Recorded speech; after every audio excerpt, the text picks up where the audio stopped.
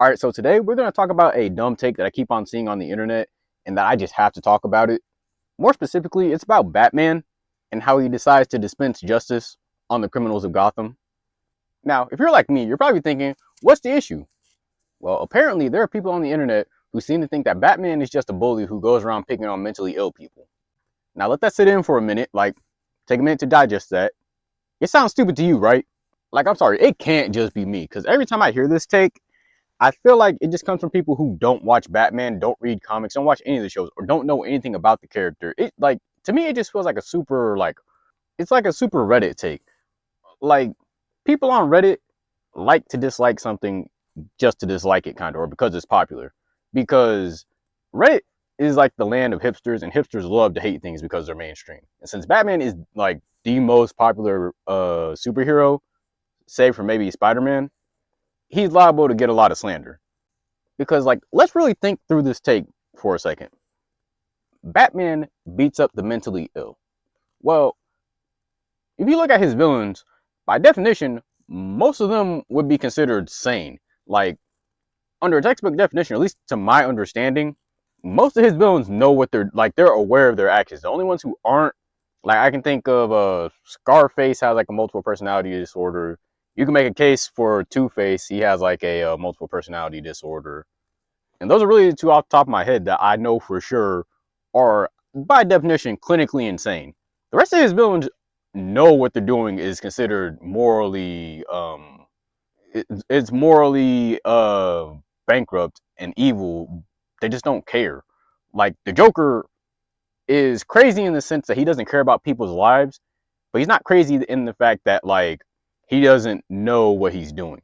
People often get that misconstrued. Joker moves with reason with his own twisted psychology. He uses reason in order to spread chaos and disorder. Like I really don't understand how anybody can really make this take that Batman just beats up the mentally insane. Like all these people, think about it, because the whole point is to paint these people as victims. But if you look at most of their origin stories, they cause most there's literally a whole episode dedicated to telling the story about how basically all these people ruined their own lives, and that basically they created Batman and not the other way around. Joker was a criminal before he turned into the Joker. Harley was an opportunistic therapist who was just going to use Arkham as a way to leverage her career. Now, Harvey Dent, his case is a little bit different, but ultimately he made wrong choices. Poison Ivy is just an eco-terrorist fanatic. Like, there's not a whole lot there. She's just like super crazy about plants. Who else? Catwoman is a kleptomaniac, but she normally doesn't cross lines. She just steals. She's like arguably the most normal villain that he has. Ra's al Ghul is a basically a cult leader who definitely is willing to murder people in order to further his goals and to mass genocides. He's definitely willing to do that.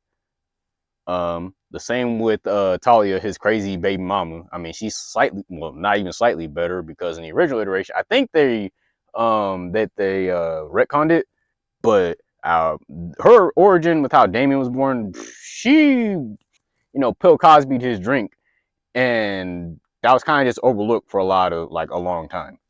She and Anissa both belong in the same category. And then you got another villain, Victor Zsasz. This dude's crazy. He likes cutting up people, uh, for no real good reason. He just does it. I can see where some villains are more sympathetic than others. Like Mr. Freeze is a more sympathetic villain, but ultimately he went about it the wrong way. He could have I get why, because he was supposed to be helping to save his wife, but the his boss found out about his experiments. That caused him to turn to a life of crime, because he got fired because he wasn't doing his job properly. He was trying to tend to his wife instead of furthering research. Um, you'll notice a common theme. Most of these people commit some sort of act that furthers them into into the life of crime.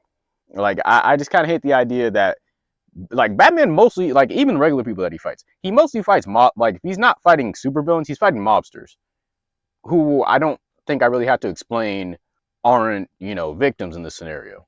And then if you want to go the route that like he could be better investing his money, they literally show like in the show, like I mostly watch Batman the animated series, but like in almost every iteration of Batman, they show that the guy gives to charity. The guy is a billionaire who gives money all the time.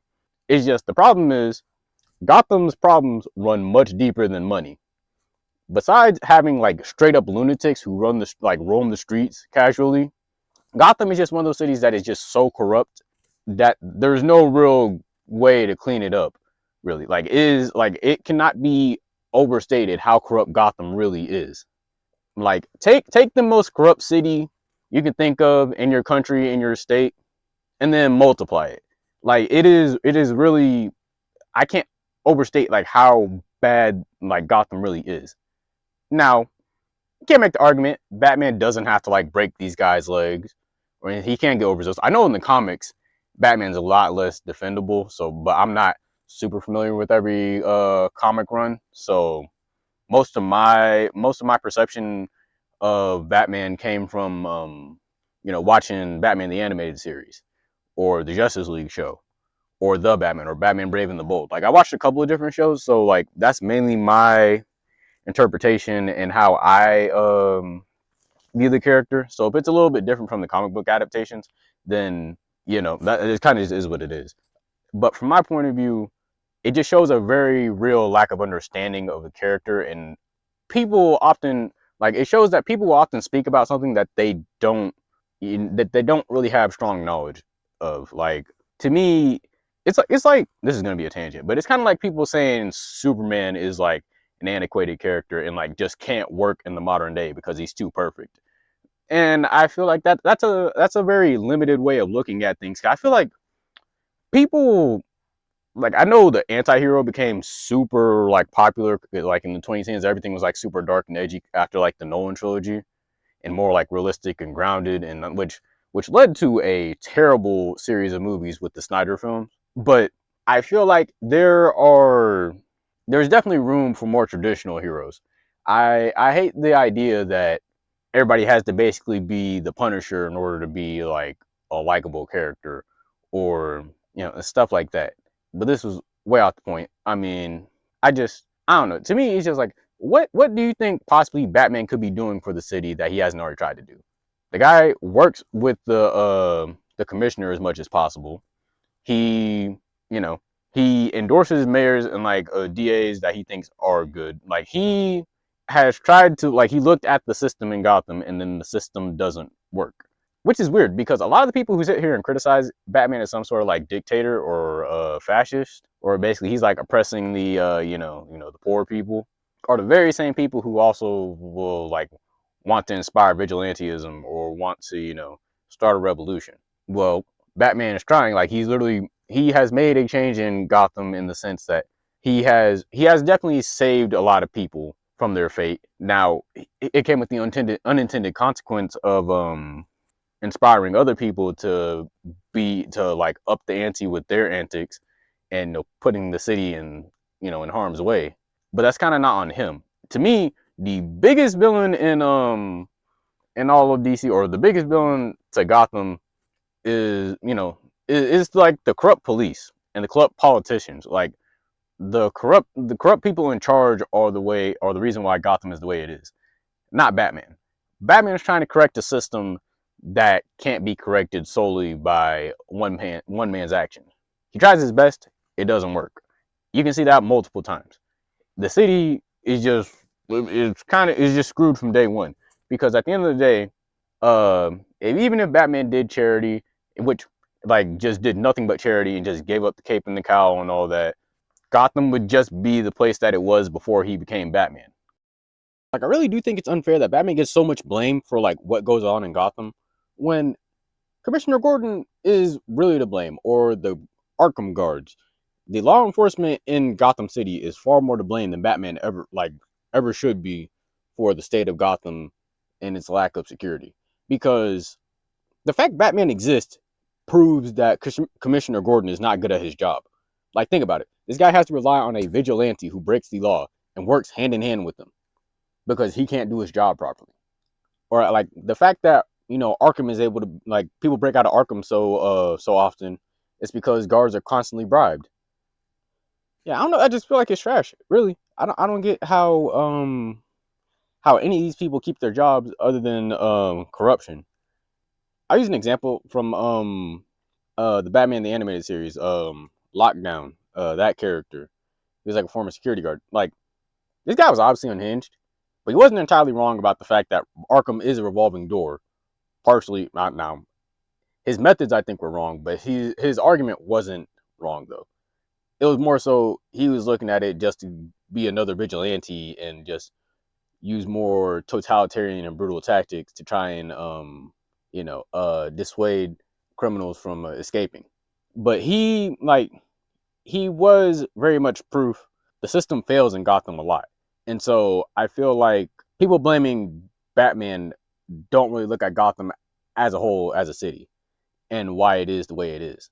Like, can you name me anything any of the police officers actually do in like any Batman show? Because I swear I cannot name a single thing where any police officer is actually useful in Batman. Like, if they're part of Gotham PD, they do nothing really.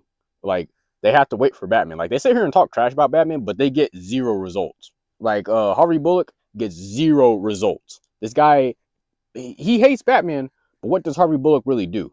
Just just keeping it real. What, like, I don't think I've seen the guy actually apprehend anybody or keep somebody actually locked up for any length of time. And I know there's like the meta reason is obviously, they want to keep the villains around so nobody dies or like goes to jail for a long time. But what is baffling to me, like, and I get that.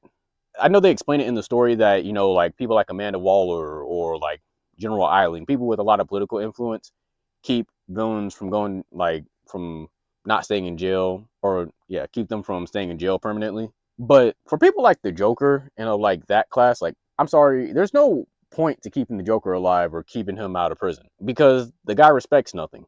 He serves no master really. Money is just a means to an end to him. It's not his final goal. His final goal is just anarchy and chaos. You can't work with a guy like that. So I still don't get how he dodges the death penalty other than just him being smarter than the guards or in just incompetency in Gotham. Now I think about it, the whole Arkham Asylum game is nothing but proof about how terrible how terrible the systems are in Gotham City. This man Joker had all his men in he had his men take over all of Arkham Asylum. And we're supposed to be talking about like a top security, like they have like special facilities, and it's supposed to be some top tier facility to try and keep villains from escaping. And a single guy was able to take it over in a single night, and they had to be bailed out by Batman. Like a whole team of security guards and all that, and they still have to be saved by Batman. Like, I gotta be honest, if I was Batman, I something like he's a better man than me because I would have given up on Gotham. I would have moved personally. Some cities can't be saved. Well, that's the end of the video. Don't forget to like, comment, share, and subscribe, and I'll catch y'all next time.